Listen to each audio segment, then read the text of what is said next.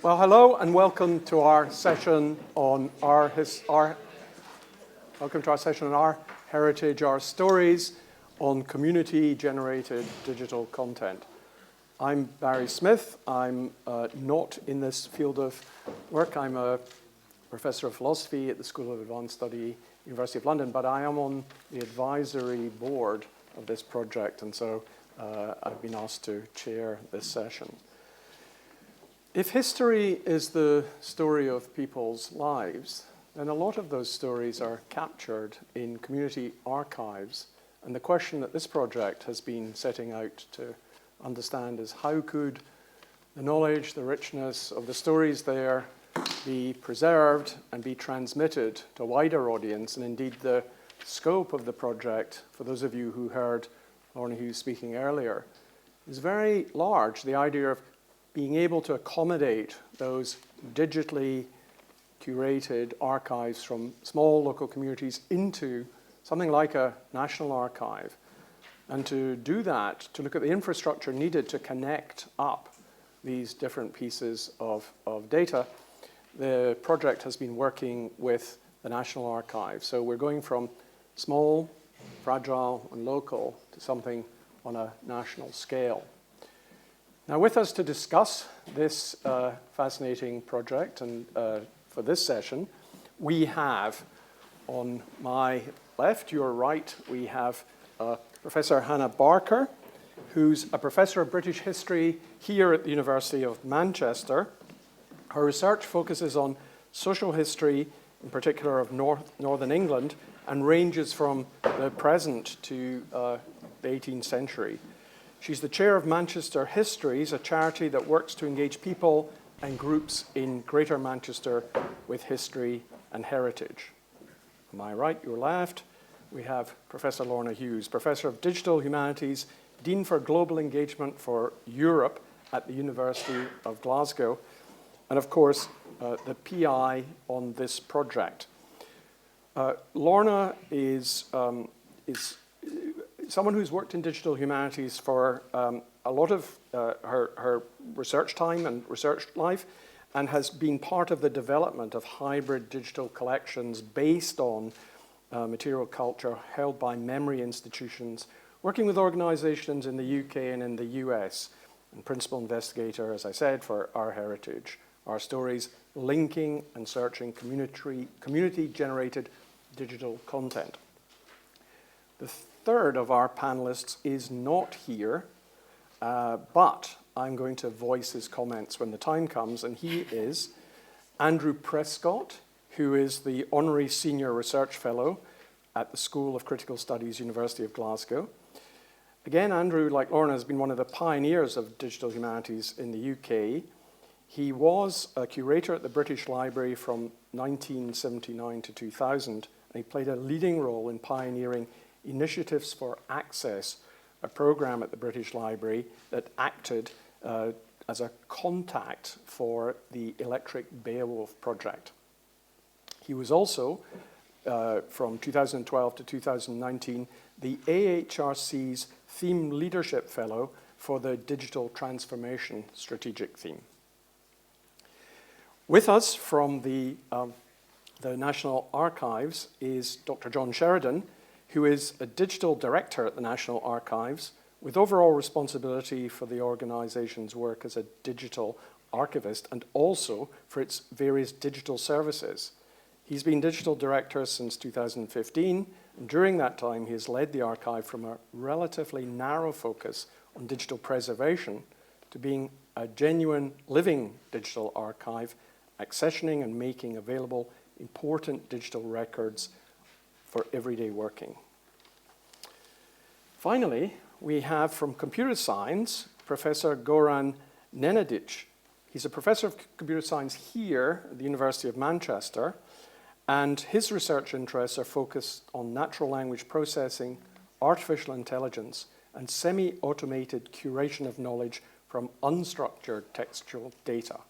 His research has been applied in a variety of domains, including healthcare, social media, finance, biotechnology, community-generated digital content, and, amazingly enough, food production. So, join me in welcoming our panel.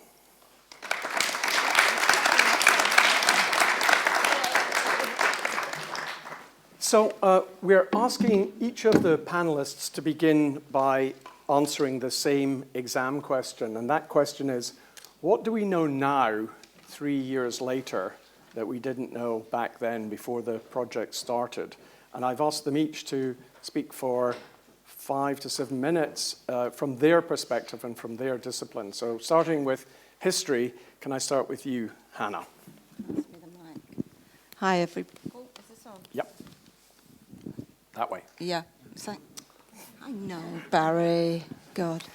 Yes, I am the least technologically proficient member of the OHOS team as the historian, so it doesn't matter if I can use the mic or not. I'm a social historian. I'm interested in community history, but I'm also interested in history over the whole of the north of England, and for the most part, I look at the history of what I'd call ordinary people, and that ties in very neatly with this project, I think, and it's one of the reasons that we got together, as well as my interest in community histories across the whole of Greater Manchester. This makes me both a very nosy person, but also somebody who's really, really interested in individual stories, and that is really what our project is about from my point of view as a historian. I've been aware for a very long time, whilst working in community histories and also whilst working with the Heritage Lottery Fund, as was, National Lottery Heritage Fund as it is now, when I was on the North West Committee, how fantastic a lot of the resources made by communities were to record their own histories of their own places, their own experiences. Amazingly rich resources. I was also conscious that quite a lot of money was pumped into those resources, and then the money went, and I did a similar thing to what Lorna's done with the First World War project. I looked at lots of a spreadsheet of Heritage Lottery funded projects for 6 years and just tried to follow them up. And you see, again and again, they fall over for various reasons. People lose interest, they can't afford to pay to have things hosted. People often die who work in local history. Sorry, that sounds like local history is bad for you. What I mean is, lots of people who do local history tend to be a bit older, I would say. And, you know, these are the things you have to think about. And I thought, what a waste that was. I tend not to talk about CGDC. I talk about citizen history because I think that's, for me, when I'm talking to historical audiences, I mean audiences of historians. And when I say historians, I mean academic historians, non-academic historians, family historians, anyone that's interested in the past and does any kind of research. When I talk to them, they understand what citizen history means because they have a model of citizen science. But I'd go even further and say that citizen history is more independent than citizen science because most citizen science projects are led by academics telling people what they would like them to do. Citizen historians decide for themselves what they're going to do. They write their stories the way they want to do it. They collect what they think is important. And so that's what excites me as an academic historian about the work that they do. So what's changed in the last, say, 20 years, because people have always done this kinds of work, that's what most local archives are based on. They've collected together family documents or local history documents and then usually given them to an archive. What's changed with the boom in the possibility of digital publishing and online publishing is that lots more people have started to get involved, to see something that can enrich their lives and the lives of others and share their interests. There's also been lots more funding going into citizen history projects or community history projects.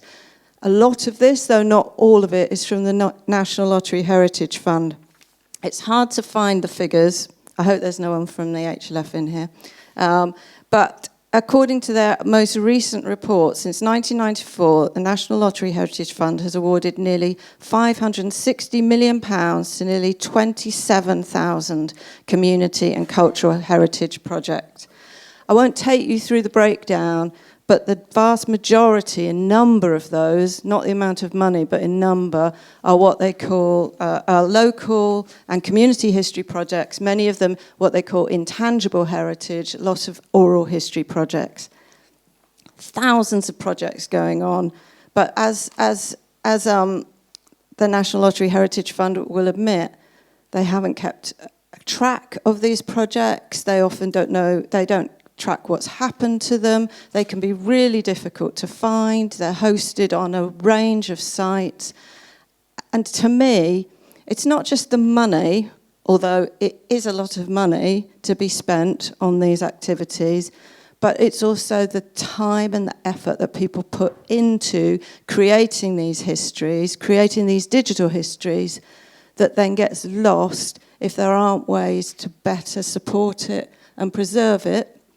And most of these groups are also really, really keen to engage with others. And if people can't find it, or if it disappears entirely, then that can't happen. So I guess what drew me into working with Lorna was just a kind of anguish, really, about the great loss of valuable work that's taking place, at the same time as being constantly excited by all kinds of history. The boxing history you saw, the Moss Side Stories, that's one of my projects, because as my friend Fiona can tell you, who's known me for 30 years, I can get interested in absolutely anything, to the point of people having to tell me, shut up, you won't, I'm going to keep to time. So what I'm trying to say is, I'm absolutely convinced since the beginning of the project, and this hasn't changed, that there is a wealth of hugely important community-generated digital content, citizen history, community history out there.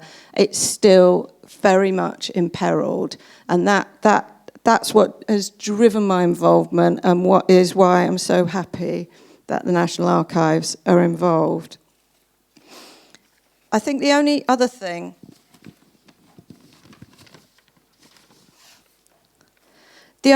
I wanted to say is that, I mean, we can talk about this, and I'm sure people will ask questions as they did downstairs about the ethics of working with community groups, and we can talk to you about co-collaboration. But what I wasn't expecting from this project is the deep joy to be had in community history. Joy for the people who do it, but also for us. It's been an exciting, exhilarating ride so far. I hope it hasn't entirely stopped.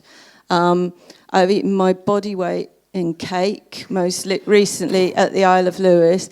But I think the thing I take away from it is that we have this vast resource, vast, and yet it's at risk. And so anything we can do to help people to do with their collections what they want to do, to share it in the way they want it to be shared. Some communities really want people to write articles based on their material, to use it in whatever way they want. Some communities, quite understandably, don't want that to happen and want to maintain a tight control. That's what I hope we'll be able to do in the future, based on the kind of initial work that we've done, that means that we can at least move towards finding this stuff, starting to link it, and starting to talk to people about how they do their own digitisation, and to think about sustainability. Thank you very much for that. I think it's tremendously useful to have you set out that vision of citizen history, and also to look at the contrast, say, with citizen science. And in the case of citizen science, we know that quite a lot of the people who contribute to discoveries and have built up a lot of expertise will say, oh, would you like to publish it?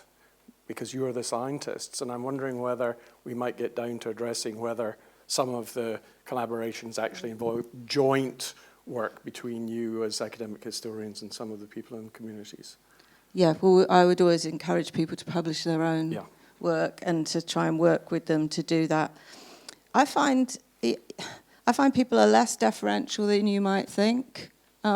Often much less deferential than you might think, and fair dues, why not? I think, so yes, we do collaborate together. That Boxing History project, which will result, they want it to result in both a book and a statue, right? That's a co-collaboration, but other places, other groups and other people don't want to do that. So it's very much a kind of sussing each other out. Yeah, great. And the cake helps to try and reduce some of that tension. Lorna, I wonder if we can turn to you, and it's the same exam question. Mm-hmm. What do we know now that we didn't know before? And this is the sort of mic that works best at that angle. Just saying. Thank you. I do not have any kind of. Can you hear me? Yeah. Okay, good. I do not have any kind of accurate timekeeping device about my person, so just poke me in the ribs or something when it's time. So what do we know now that we didn't know 3 years ago? So I'm going to take the perspective not of community heritage, because you heard me talk about that enough this morning. I'm going to take the perspective of what do we know about digital humanities, or what are the findings of this kind of work for digital humanities, and how does it take that agenda forward? So I want to focus on 3 things. I want to focus on innovation, I want to focus on infrastructure, and I want to focus on international. That's 3 I's, in case you didn't notice. So in terms of innovation, we're once again, the innovation agenda is incredibly important across the UK. Once again, we are looking at ways that digital humanities research and engagement and the activities and work that we've done over the past 3 years has a significant innovation aspect. We work with very hybrid digital collections, and as I said this morning, the complexity of that data is absolutely key to what makes it interesting, but it also makes it extremely difficult to work with. And this has always been the case with digital humanities data, but what we perhaps have seen in the course of the past 3 years is that working with almost micro collections of data across a large geographical region and integrating and aggregating those micro collections actually reveals even more of that complexity, which is not necessarily mapped in terms of the scale of those individual collections, but the scale of the collections as a whole. So we are sitting on, with community-generated heritage, the materials that have not been lost, we are sitting on an enormously valuable hybrid data set that is generally fairly well described, if in an idiosyncratic way, and which contains rich cultural data. And this is valuable. This is a valuable output for innovation, because, as I've said countless times in the past, if you can work with complex hybrid humanities data at scale, you can work with anything. You can work with physics data, you can work with scientific data. Our data is harder. We have tried to understand in the course of this project where the sort of micro aspect of data comes into that question. So we've learned a little bit more about scaling up complex data, and again, I think that is an invaluable finding for understanding how we can transform the use of data across the disciplines and for industrial and innovation purposes as well. So we've been very conscious of that sort of innovation aspect of the project, and I think that there is a lot that we've learned, which once again highlights these kind of innovations are not about, apologies Goran, it's not a relationship where the computer scientists come in and solve a problem for the humanities people. It's an environment where we work together on data-based challenges where we can help the computer scientists and the other scientific disciplines to work better with data, because we have that understanding of the data, and our colleagues in computer science can help us about the process, help us with the processing. It's a completely a completely cooperative and collaborative way of working, and it's become second nature to us. I was passing time yesterday, as you do, reading the UKRI AI strategy, Transforming the World with Culture. It's a right riveting read. I commend it to you. And I was doing my second favorite thing, which is control-Fing the words humanities or culture or anything that we might recognize. Didn't find it, but I did find creative. So I think, once again, a finding is that this is creative industries data. This is research across the creative industries where we're bringing humanities, computing science, and infrastructural perspectives to very complex data that's come out of the creative industries, and that can be fed back into the development of those industries in the future. The other thing I wanted to mention was infrastructure. I talked this morning about how we lack infrastructure for community heritage. We also, as everyone here probably knows, lack joined up UK infrastructure for digital humanities. We lack not just a kind of data storage infrastructure, as we may have had with, for example, the Arts and Humanities Data Service, but we, sorry, I'll explain later. But we lack enabling infrastructure, a cooperative infrastructure that brings together the type of expertise across the disciplines that I was talking about. What's always really interesting to me, because I do work with European projects a lot, I review European projects a lot, is that a project like ours in Europe would be called a research infrastructure. The Swedish Research Council, the Finnish, the Netherlands, as well as the Commission themselves, fund projects like ours, and they call them research infrastructures because they are projects that bring together tools, data, people, services, networks, the public, the creative industries, all working cooperatively to address a specific research challenge. We are a research infrastructure, and I think we need to be a little bit more open about that in the UK, because this is the way we work. Just as the Old Bailey Online has always been a research infrastructure, bringing together those key things. This is something that we've done and that I think we need to document a little bit more. The other I wanted to mention was international. In my other life, I work as the Dean for Europe at the University of Glasgow. I'm very focused on continuing to make sure that the UK is actively involved in Horizon, that we continue to apply for European funding, that we continue to build European networks and European partnerships. Of course, research infrastructure is an area where there are great opportunities for European cooperation. And taking that sort of research infrastructure view of the way that we work is a great opportunity to bring ourselves back into European cooperation and start to look once more to Horizon funding as a source of funding for innovation and research across the disciplines. So that's really what I have to say. Innovation, infrastructure, and international, they're all linked, they're all connected. I think we know a little bit more about the three things than we knew 3 years ago, but most importantly, I think we know how they're all connected. Thanks. Sorry. Thanks, Lorna. I think it's great to put the idea of research back into infrastructure and to get away from the idea of services. And I thought that was also a very important point. We'll hear from Goran later about computer science not being seen as just a service, but the way in which people in digital humanities are doing something reciprocal in research with computer science, and I think that's worth stressing, because that's really good interdisciplinary interaction. It's up to me now to deliver the third of these talks by Andrew Prescott, who alas can't be with us.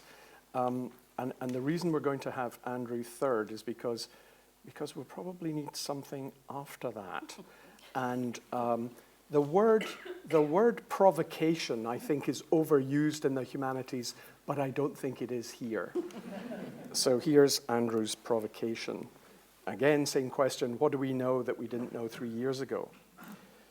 To a large extent, the experience of the past 3 years has not been about learning new things, but rather about reinforcing lessons that we first discovered 20 or 25 years ago. There's an enormous danger of ignoring those lessons and seeking to reinvent the wheel. Any call for action needs to take these important lessons into account. I would divide these lessons into 3 areas. First is the inevitability of silos. We started to create digital silos in the 1980s, and commercial and funding pressures make it difficult to break them down. We need to think more about how we are going to work in the existing landscape rather than starting again from scratch. Second is the growing fragility of this digital landscape. Third, archivists, librarians, and others have increasingly questioned the validity of the concept of a collection in a digital world. Given European and international initiatives, the idea of a national collection seems increasingly strange. In the light of the requirements of born digital materials and artificial intelligence, the concept of a national collection looks redundant. In the UK, we began to create digital silos as soon as we sought commercial partnerships for digitization. It began with the digitization of census material.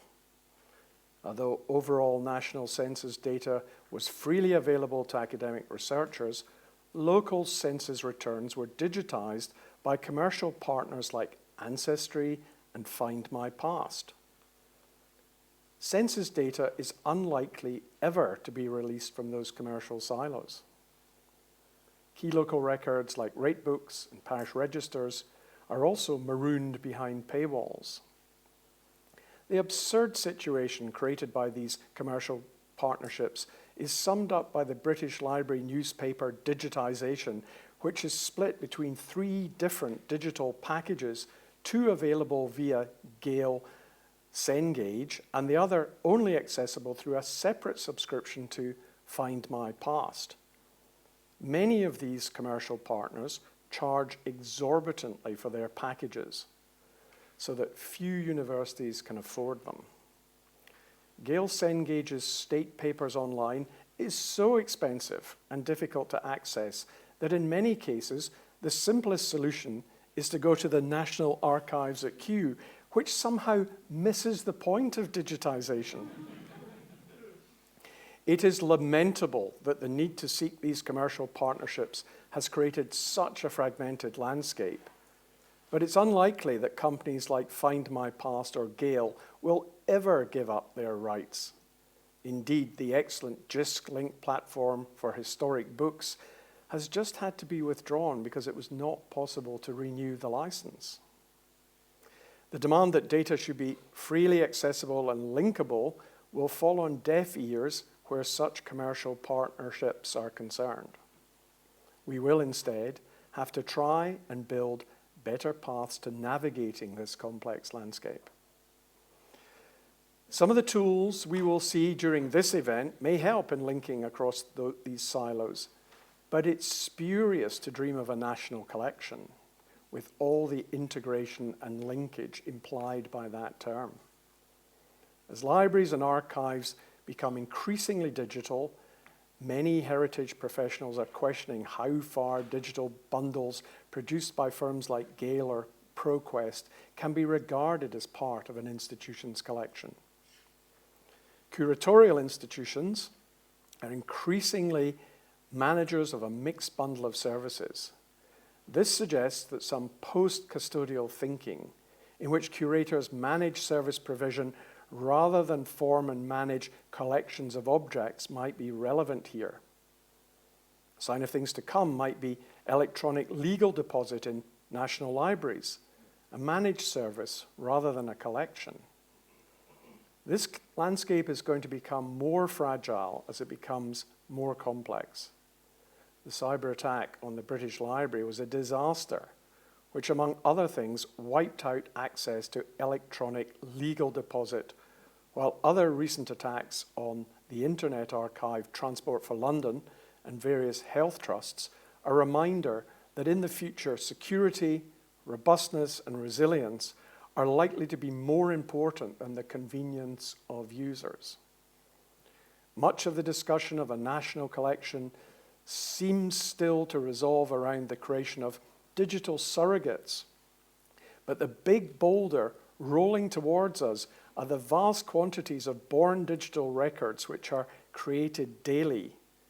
AI will have a role in coming to grips with this, but as one contemplates the born digital and an AI Renaissance Enlightenment idea, the thought of a national collection seems increasingly irrelevant. I think it's clear why Andrew didn't turn up to give this talk. but please do question or take issue with it in the discussion. So you'll see why I now want to hand on to John Sheridan from National Archives to give us a little bit of hope and optimism and restore our confidence. So John, same exam question for you. What do we know now we didn't know before? Do you know, it's really tempting just to like have a go at what Andrew said there. I'm suffice it to say, it's possible to take issue with a good chunk of it. Well, let's do that in discussion. We'll do that in discussion. Yeah. What have I learned? I generally work on projects where when the question is asked, whose bright idea was this? People look in my direction. And I was a late joiner to OHOS. And I remember having a conversation with Lorna where I kind of owned up to being a rampant custodialist. So one of the big things that I've learned is, and it's been a real moment of some introspection and reflection about custodial and post-custodial models.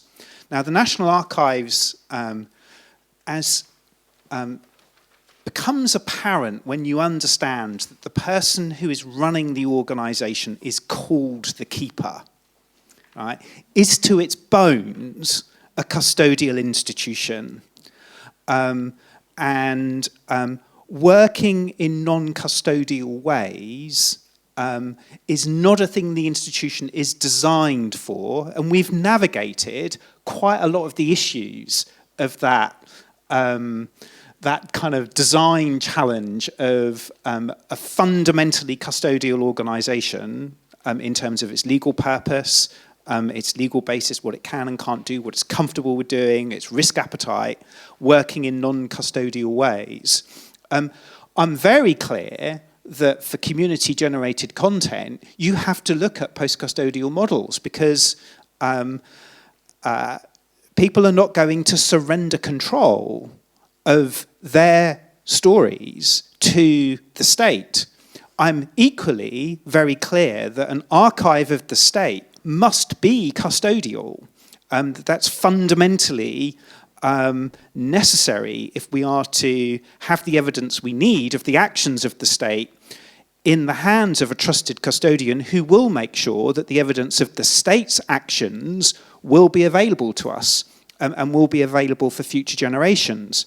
But you're left then with this question: if you have, and which we do not have a post-custodial archival institution in the UK that has the practices to work in a post-custodial way, but can really aid or facilitate the preservation activity that is really needed for this material that's so much at risk. So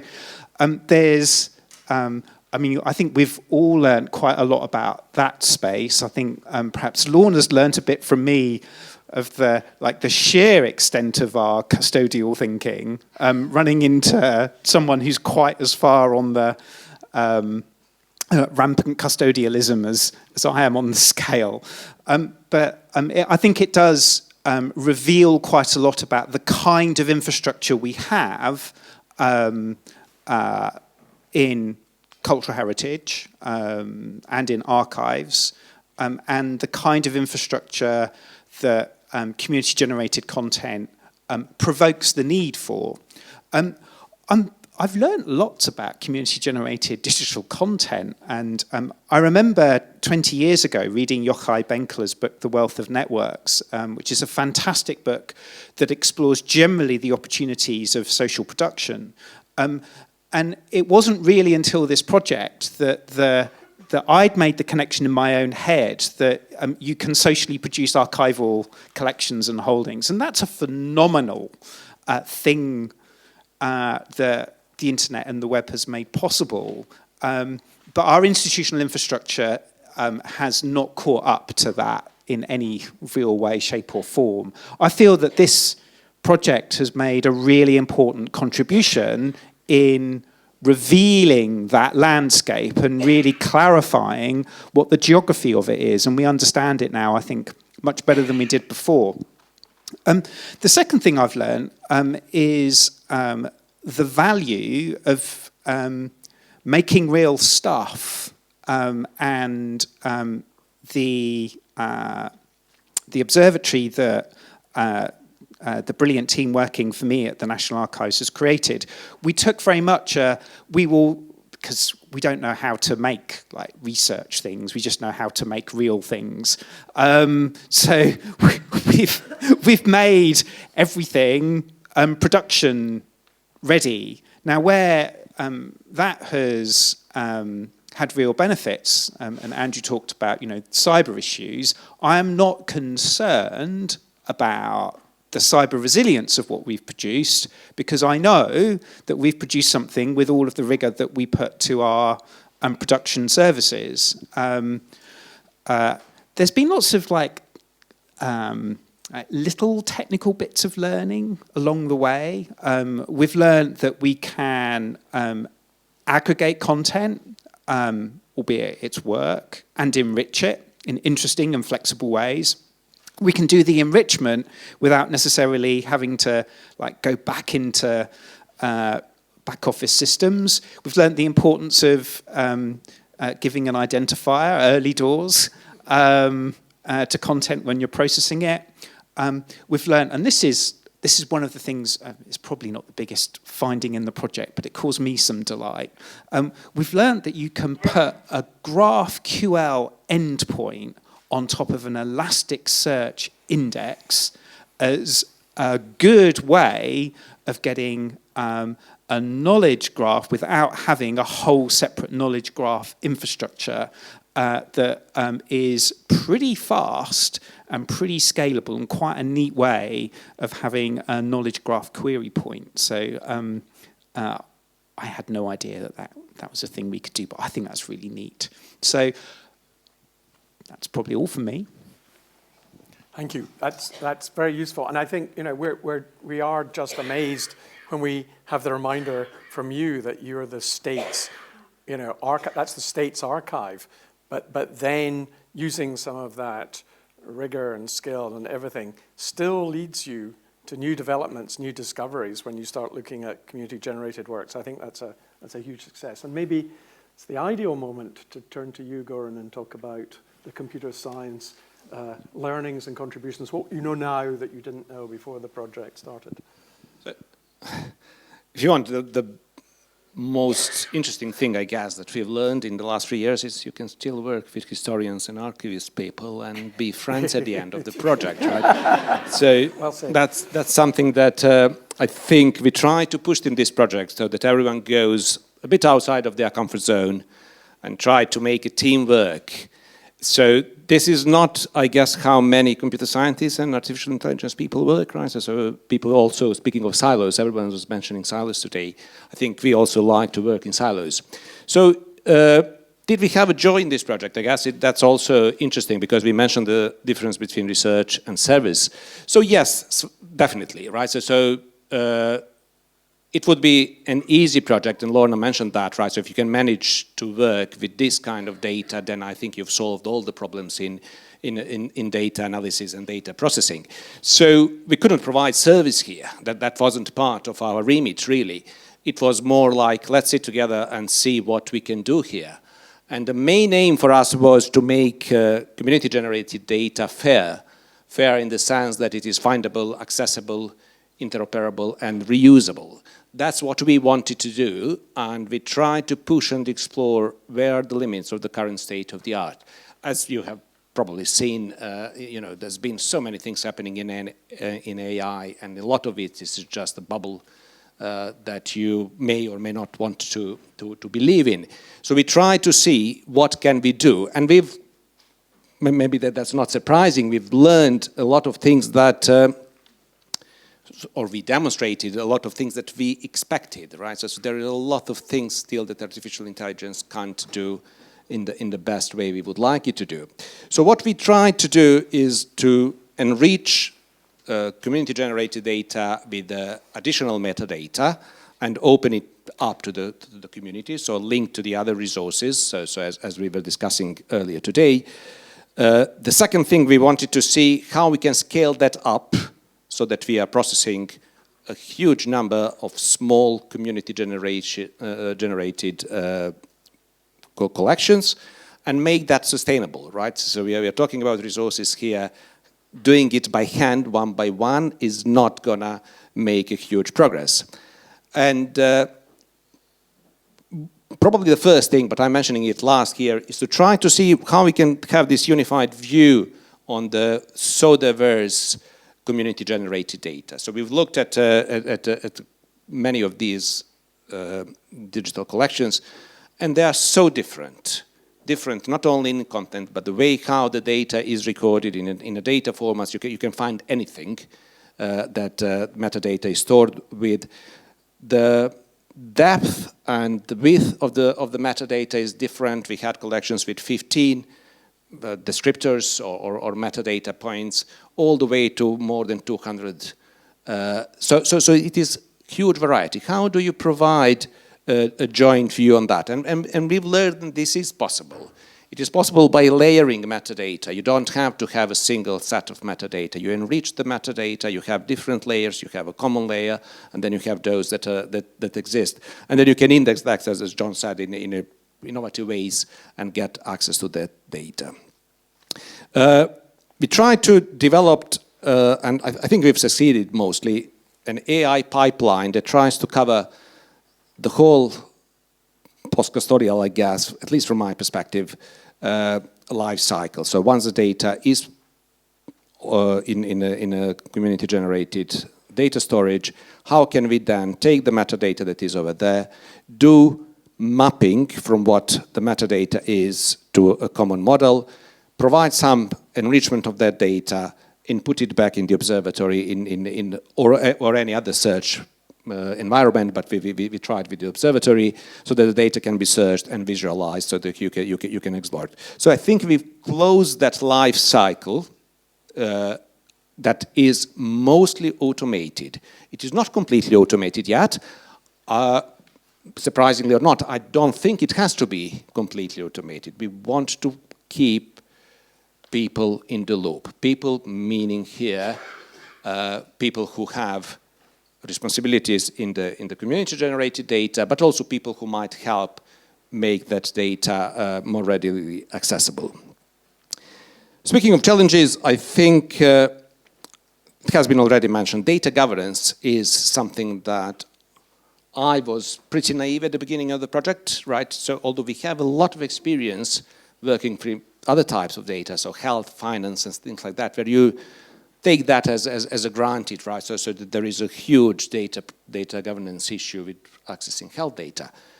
I didn't expect that with the community-generated data, wrongly, so that's a thing that I have learned. There are so many ethical and provenance issues that these data sets contain that we just can't ignore those. So that was a kind of a big revelation for me. Of other challenges, what I was happy about, we found so many language challenges. So not only multilinguality, so we've looked at collections that are multilingual, but also different dialects, people using words that go much back into history than what we know today. So things change, words change. So how do your current language models, as a type of artificial intelligence, can deal with a word that has been used 150 years ago. Yeah, I think I've seen a couple of days ago this example of fishwife, right? So you know, it has changed dramatically what it means, right? So how would your model understand whether a fishwife is a profession or not, or characteristic? So that was the one exciting thing, right? So we've learned that our language technologies need to be tailored or fine-tuned for the data that we are processing it. I guess we expected that. A second thing that would come really to my mind is ambiguity of things, right? So when you process community-generated data, there is a lot of names, loads of locations. And names, as you know, are not that unique, right? So you have many people who have similar or the same names. So one example that I have in my notes here, so George Gibb, born in 1827 in Cheltenham, and you have the whole text about it. So how do you find that George Gibb in Wikidata? Which of the George Gibbs, rather, you would go and link it to? So you can't only use the words, you need to use the whole context. When this person was born, and where they were born, what they were doing, right? Because the current artificial intelligence technology would link it to a wrong person, right? So it would link to someone who was actually born in Aberdeen and was doing some strange things and things like that, right? So this is not the right person. So how do we tune? So this is for follow-up, I guess, projects. How do we make our artificial intelligence understand the culture, understand the context, and apply it to a particular case study? I think Lorna mentioned about the infrastructure. I thought I would also mention that. So we have really learned a lot about infrastructure that is necessary for these projects. It's people infrastructure, it is computational infrastructure, it is a storage infrastructure. Not for storing the data itself, so we discussed that early, but for the metadata. So we need a metadata infrastructure that is federated and distributed across the country, that is open, so that people can trust it and reuse it. I think we have to remove this barrier. If we are to make sure that community-generated data survives, the barrier for using technology for producing and maintaining metadata. We are talking mostly about producing, but it is also maintaining metadata. Things change, right? So you want to add things. You need the infrastructure that is fair, but now fair in the sense that everyone can access it, that is easy to access, and it is supported. It can't be one-off project that has a 2-year lifetime, and after 2 years you can have another year or so, and then it goes away. So I'll probably stop here. I'm happy to follow on later. Thank you. That that problem of linking to the same name, as one of 2 philosophers called Barry Smith. I know that AI puts them together. I wouldn't believe but I was about to say, okay, I have a friend, Barry Smith, right? Yeah. We have a phenomenal CV when you put it together, I mean, I have to say. But the points that you were bringing up, one point in particular, what makes the complexity and challenge of data management here is not the vast scale of it, but the variability of it. And I think that's always been the case in the humanities, and when we're looking at big data in the humanities, it's the variability rather than vast or fast-moving that matters. But I wonder whether we could maybe unpack a little bit, because both John and you mentioned enriching the data, and that does seem to, as you say, not entirely remove the need for digital curators or the human to be involved, but it's doing a lot more automating of that than we once thought. I mean, I remember 10 years ago at the National History Museum, their digital officer saying, we're digitizing everything, but if we don't do digital curation, it'll all end up as landfill. We have to put it away in such a way it's usable. But I wonder whether you both think that the enriching at this stage has made huge headway on that, And John, if I could come to you first and also give you the opportunity for any other Andrew Prescott-related remarks. So it's been, one of the things that's been terrific about the project has been the chance to work with Goran's team and really get close to the kind of enrichment it is now possible to do with descriptive metadata. And this project has done more enrichment and more and has foregrounded in the observatory the results of that enrichment much more than our existing public services do.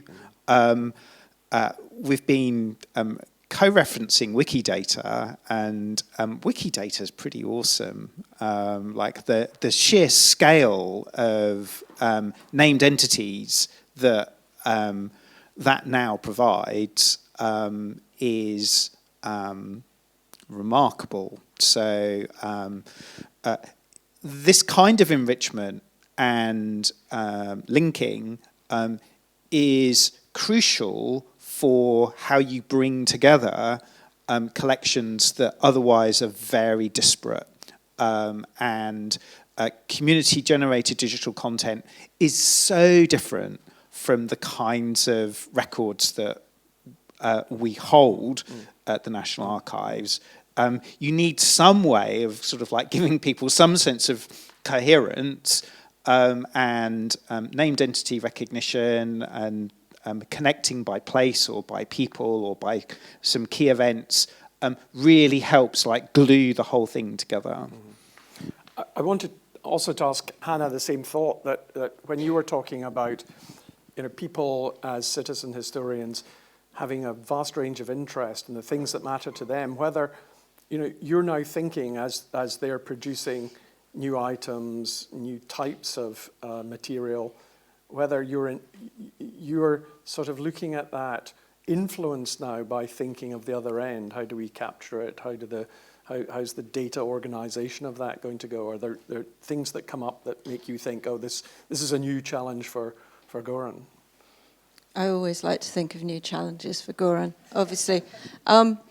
Yes, I do think about that, but I think what's interesting for me as a historian looking on are lots of the things that Goran talks about, for example, in terms of trying to add context to work out if this is the same person. For those of us who are historians or archivists in the room, we do that automatically all the time, don't we? We ask lots of questions to try and guess a probability often. We're not certain, but it's probable. And it's getting some kind of automated way of asking the same sorts of questions in the right sort of order that I find the most interesting, because I don't tend to think about that, but talking to Goran and his team makes me start thinking about how do I identify two people of the same name. There's also Hannah Barker, medieval historian in the States, much younger than me. And how do I differentiate, and how can we be sure? I mean, that's what we're doing, isn't it? It's sort of levels of probability, and I'm quite... I'm a very old-fashioned historian in many of my approaches. I mostly just read old letters all day, but this makes me think about how I do my craft as well, actually. That's probably one of the most interesting things to me, because I do many things without thinking about it, but what Goran forces you to do is to explain and think about why you do that. I haven't quite answered your question, but... No, I think you have, because I do think that, genuinely good interdisciplinary work, which is very hard-won, hard-fought, you're sort of describing it. Apart from it being reciprocal and you're both getting benefits, it should be potentially transformative of the field you're in, and you're saying it is making you think differently. Yeah. And Lorna, I wondered, we're going to open up to questions in a moment, but I wondered if you would say whether, how does this project's work get shared internationally, and how does it import international insights as well? Thank you.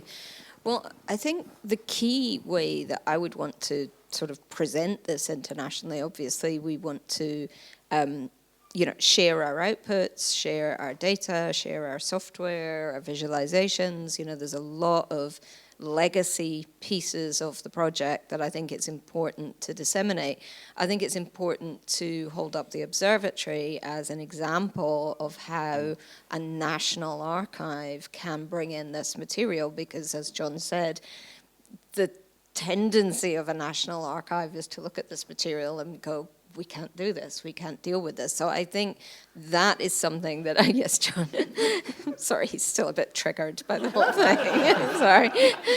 But yes, it's, I think being able to hold this as an example of a national approach by a national archive to deal with material that many national archives would not deal with. And I think as we create, picking up on something Andrew Prescott said, as we create more and more digital records, as we create distributed records, distributed archives, it is important to have a way of doing that. So creating an infrastructure where we have tools, we have services, we have data, we have joint expertise across the disciplines, but we actually built something that showcases how it all comes together, I think is a really important international model. And I want to pick up on something else John said about the state archives being so important.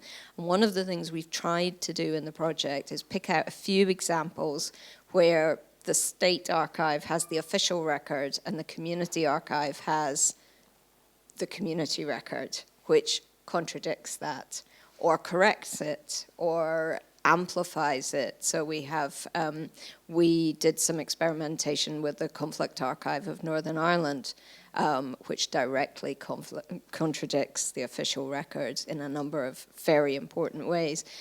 Thinking again about the Grenfell archive, which will be maintained by TNA, but there is a wealth of community archives that will amplify that. So this is a really powerful model where the two can coexist and cooperate. And I think that's something I would want to push out into communicating that more broadly.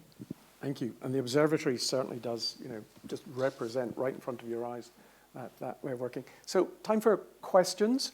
I don't know if someone's going to run the mic for me or I will. Yes, thank you. Yeah, I can see a hand over there. Thank you very much.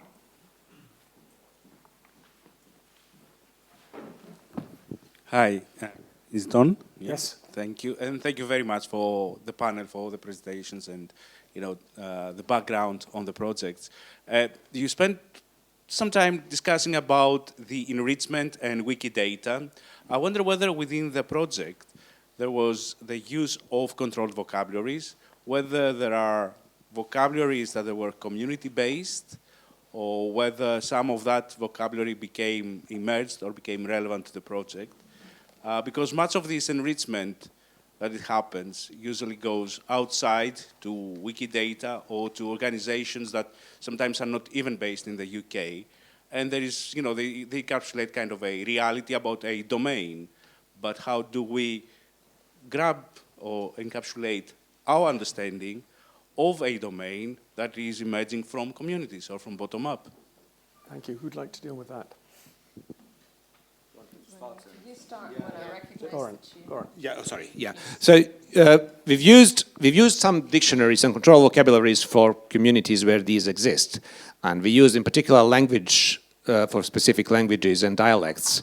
We use different dictionaries and thesauri. But you're absolutely right. So we had to make a decision in the project where to link the data that we have, or what to link it to, and we decided for Wikidata. But you can opt out for using different knowledge sources that you might have.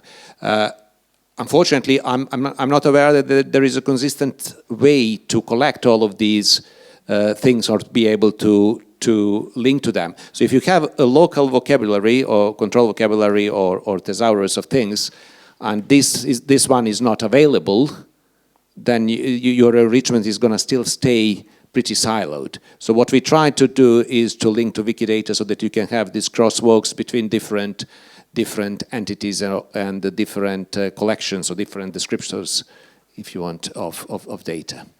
If I may come back, but isn't it our... Very short. Very short. But isn't it part of the national collection to make these vocabularies fair and enrich them and bring them into the surface? Thank you. I think I might pass that to John, actually, because I think that one of the things that has become very clear in the project is, as Goran said, we worked with Wikidata, we worked with the Scots Dictionary, we worked with other sort of dialectical resources. We would like to do more with bilingual resources, but we didn't have time in the time that we were funded to fully engage with that. But within organizations like the National Archives, there is tremendously rich authority data, controlled vocabularies, and data that could be used, that has been the output of cataloging that could be repurposed for that kind of thing. So it is a case of finding these resources and harnessing them. We have been doing some case studies, though, of projects that are working with social language, and we did a case study of the Prison Memory Archive in Northern Ireland, which has a folksonomy of language used by people who were either prisoners, prison guards, or family members of prisoners in Northern Ireland, who had a whole dictionary of linguistic terms that they used to describe key things, which is a fascinating kind of a set of authority data created locally. So it's, again, bringing together the sort of authority data that's maybe held by organizations like TNA with these grassroots entities is, I think, a really fruitful area for further research. Can I pass it to John? Yeah, John. And if anybody's got a question next, just put the hand up and we'll get a mic to you.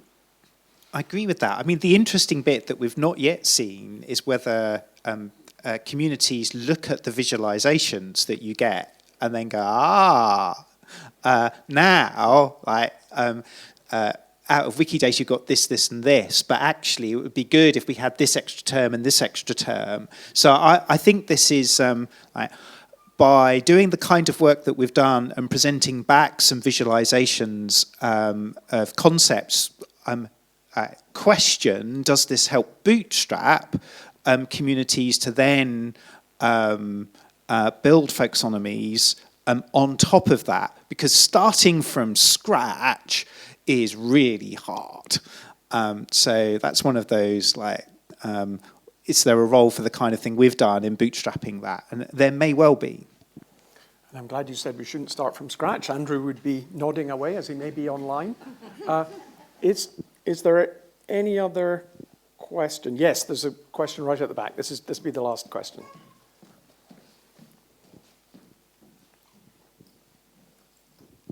Thank you. Picking up on Andrew's point, really, I suppose my question would be, why do you think we don't have the infrastructures that we're all looking for? You've had cross-searching of libraries, cross-searching of archives. Museum Data Service is now starting to provide cross-searching of museum collections.